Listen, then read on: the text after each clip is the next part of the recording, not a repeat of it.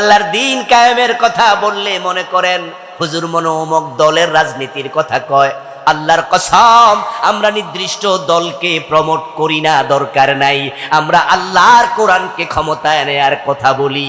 দল যদি আমারটা নাও আসে, আর এক দল কোরআনকে ক্ষমতায় নেয়, আমি তাকেও সাপোর্ট করব। আমি তো কোরআনের পক্ষে কথা বলছি। যেহেতু এটা গণতান্ত্রিক রাষ্ট্র, এটা আওয়ামী লীগ চালাইছে, এই দেশ বিএনপি চালিয়েছে, জাতীয় পার্টিও চালিয়েছে। আগামীতে কে ক্ষমতায় আসবে আমরা জানি না।